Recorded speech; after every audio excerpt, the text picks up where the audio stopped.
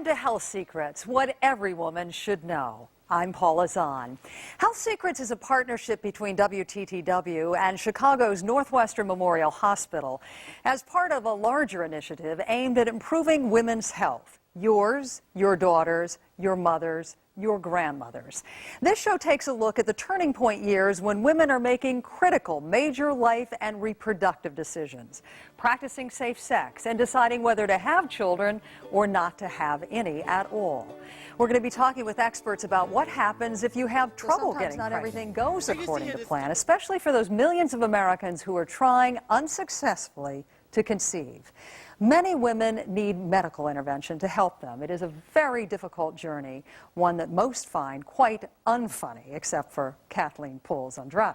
She created a one-woman show around her experience with infertility treatments called Journey to the Center of the Uterus.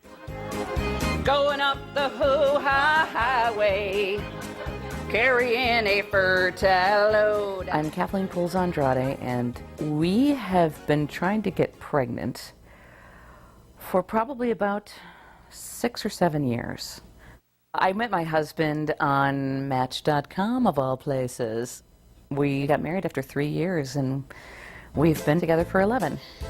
The journey to the center of the uterus. We had been married for about a year, and we were ready to really give the family thing a try. Imagine that these 2 half-dozen eggs belong to 2 different chickens, but they cost you $10,000. When a woman or a couple finds out that they're infertile, I think the whole experience is characterized by loss. It's loss of a dream. There's loss of a sense of self-esteem, of being able to accomplish something that is a really important life goal. There can be losses in relationships. If you have friends or family members who are not really empathetic at all to the experience of infertility, those relationships may be strained or even fail. Let's face facts. There's always something I can do to optimize my chances of getting pregnant. By that point, I was getting to an age where I really needed to kind of ramp it up, and it wasn't working.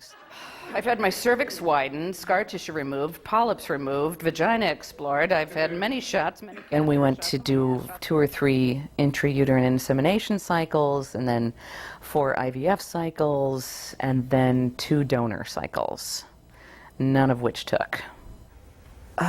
No, it's negative. I'm not pregnant anymore. No, I'm not driving. Yep. Yeah, I'll meet you at home. Okay. I love you too. I just decided to start writing everything down that I remembered about this whole process, because I do remember thinking that there were some funny bits about it. You know, I had to learn how to give her these thick shots in sesame oil, and which was weird at first, but I got used to it. And I have to give them into her butt, and so, gar, into the white whale, says I, boing, boing, boing. If I can help people relieve some of the stress through some laughter, then I've done my job.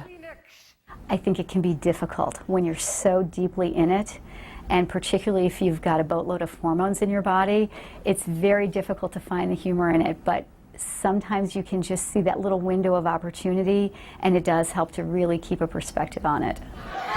You get my drift, my dandy dude? So, go into that little white room and peruse those magazines. You almost become addicted to the hope of really wanting it to work, not just for yourself, but for your partner. Sometimes I felt worse for my husband than I did for me, because I know that this is something he wanted, and I just couldn't give it to him. So here's to you, lover, and here's your cup. Next! These are just the stupid things that people say. Deep down, I know that they mean well. I really do. But I just don't think people understand quite what the struggle is all about. They also get very tired of hearing people say, well, oh, just relax and you'll get pregnant. You do look pregnant, though. No? But you have gained weight! I got some counseling because I was really just starting to, not know where my head was at. And One of the things he told me was that, you know, nobody's going to tell you when to stop. There's kind of a rush. Well, not a rush in the addiction sense of the word. Or is it?